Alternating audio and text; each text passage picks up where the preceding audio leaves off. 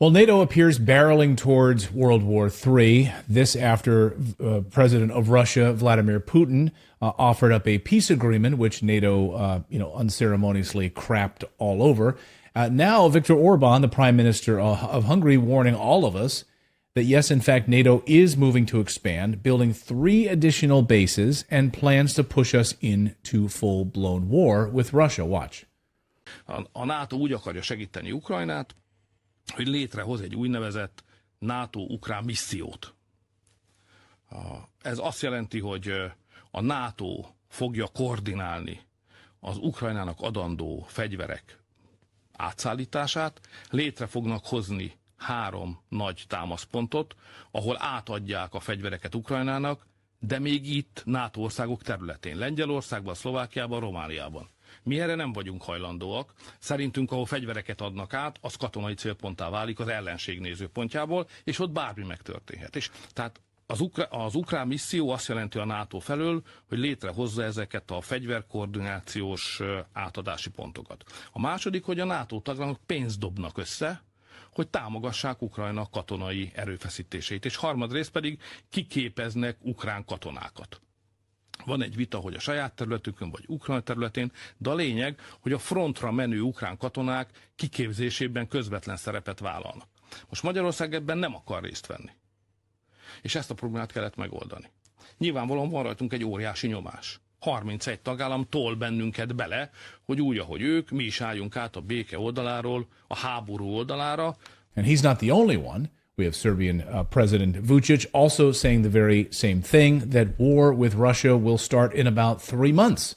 So 3 months till a full-blown war. This appears to be what NATO wants, and NATO seems to be getting this. Let's ask former CIA intelligence agent Larry Johnson, who has some impeccable sources on this. I wanted to get Larry's assessment of this from an intelligence perspective, and what is sort of like happening in the back channels right now as this appears to be barreling towards war. Larry, welcome back to the show. Good to see you.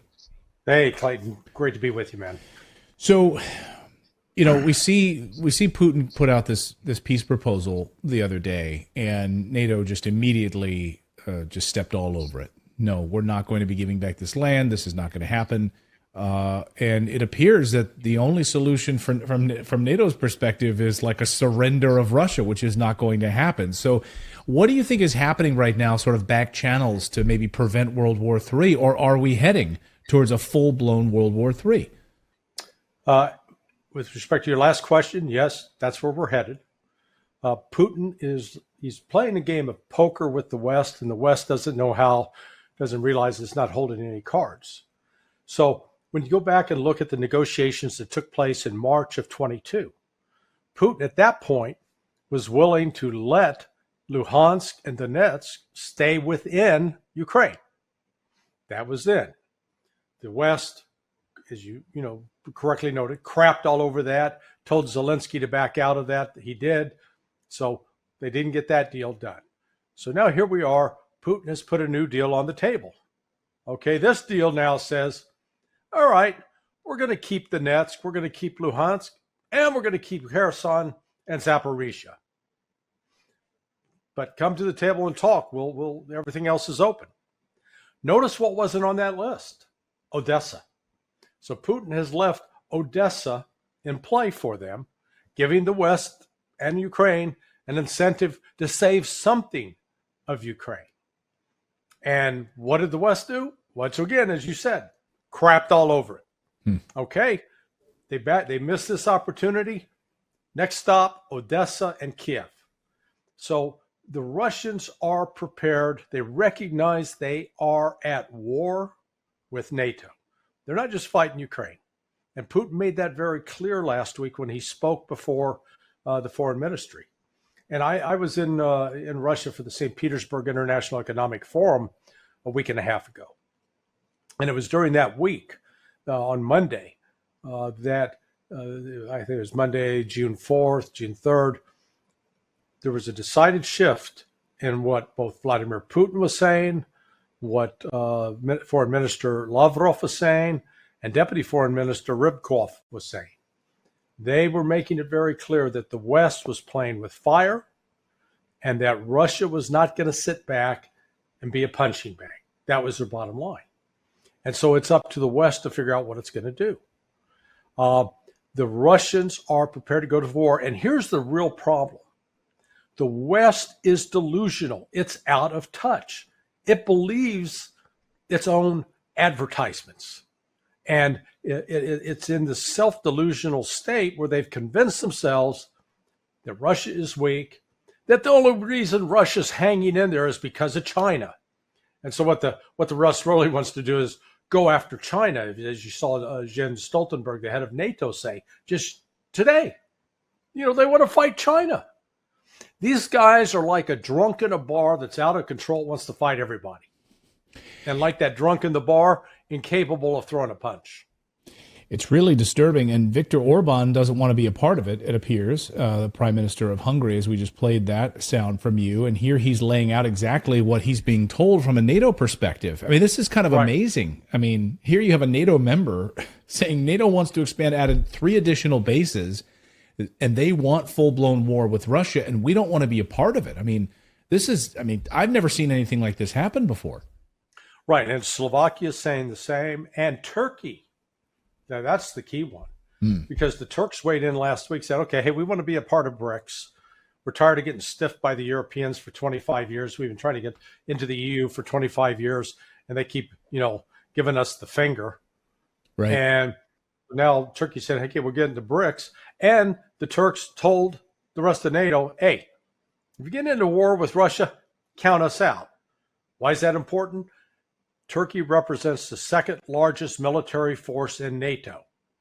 Without Turkey, NATO's an empty shell, because right now in the U.S. military, the entire strength of the U.S. Army, 455,000. That covers the globe.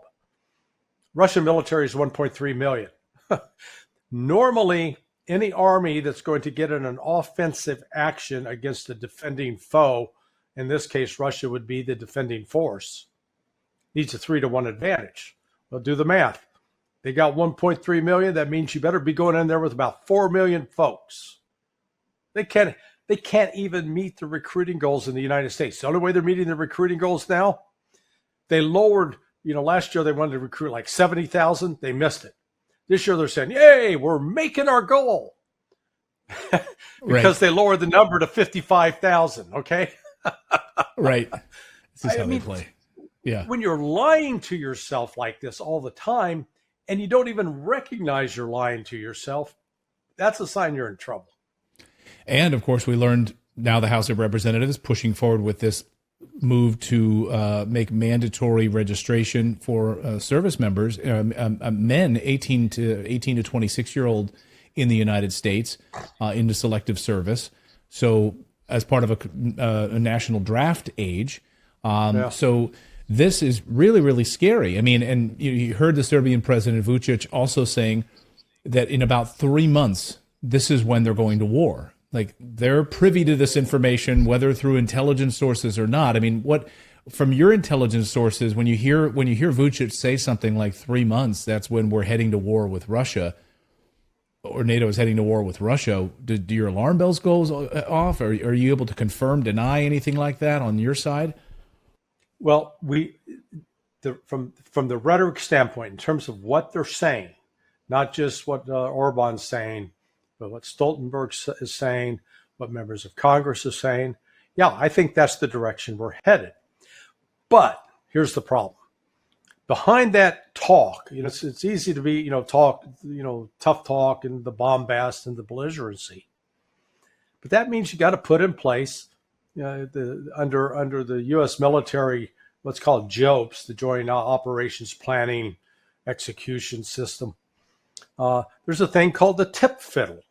Well, that is the time phase introduction of troops. So tip fiddle means you got to start notifying units, okay, hey, you're going to deploy, and they get the warning, they get an alert order, and then they get a warning order, and then they get a deployment order, and then so that takes time.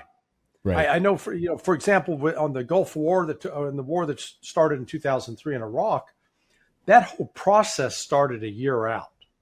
So I have not heard any word that that tip fiddle has actually been activated and that they're starting to move troops. But even if they do that, where are they going to get the troops? They don't. It's not like everybody, England's sitting there, max force, 70,000 guys. Okay? That's how many people Ukraine has lost in 2 months. Just to put it into context. Germans, similar size. Finland, Sweden. I mean, NATO's is a joke. And it's talking, its mouth is trying to cash checks that it just can't actually write. Is it possible then that we wouldn't see NATO trying to go into a direct hot war with Russia, but rather continue down this path? After all, President Biden over the past few days signing that ridiculous 10-year agreement with Zelensky to funnel billions more in weapons and money into Ukraine for 10 years. I guess really regardless of whoever's president, they know that they wanted to get this done before Biden's replaced in office by Gavin Newsom in the next few weeks. So they want to get this done ahead of time so that Trump can't undermine it, can't pull this money back. Is it possible that it'll just continue to be a sieve where we'll just continue to pour money and weapons to clean out the stocks, but not actually go into a full-blown direct hot war with Russia, or has that ship already sailed? Well, the U.S. can't figure out what it wants to do, and neither can NATO. Because on the one hand, they continue to talk like, okay, we got to step up and get that funding for Ukraine. Except even Stoltenberg admitted, about 3 weeks ago, hey, all of you NATO countries have promised ante up for Ukraine. Where's your money? You've refused to pay up. Right. So they're not kicking in. And at the same time, the rhetoric is shifting. Well, Russia's a problem, but China's the threat. We got to deal with China. And so then you start scratching your head saying, okay, guys, can we get rational?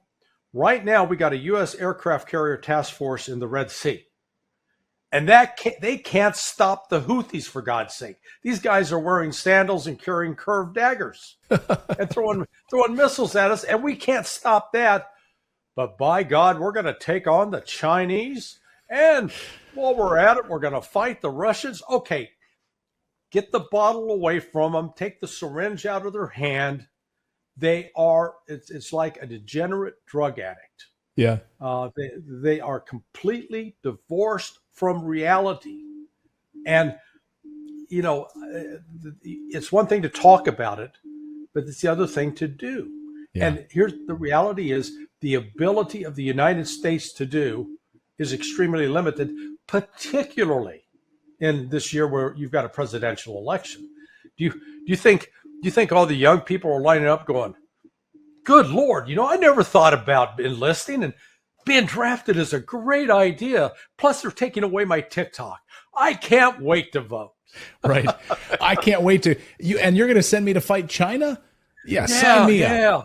Yeah, they are devoid. By the way, how are we going to get there? You're going to get on a ship that's completely vulnerable to the hypersonic missiles that China has, and we don't?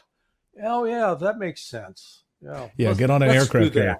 Yeah, get on a sitting duck aircraft carrier from the 1970s. I mean, they are really devoid of reality right now. It's like me when I was in junior, in elementary school, and I thought I was going to play in the NBA. It didn't happen. And, well, we'll see. We'll see if Vucic is right. 3 months, 3-month countdown is on. We'll see if Orban is right. The NATO expanding 3 additional bases and wants a hot war with Russia. We'll be watching all of this as we head into whoever replaces Joe Biden here in the next few weeks, as we head into this crazy 2024 election. Larry, you're going to be very busy. We're going to be busy. Yeah. And unfortunately. I know. What a crazy year. Well, thank you so much for joining us here, Larry. We really appreciate it. Thank you so much, as always, and we'll be checking back with you real soon. Always a pleasure to be with you, man. Thank you.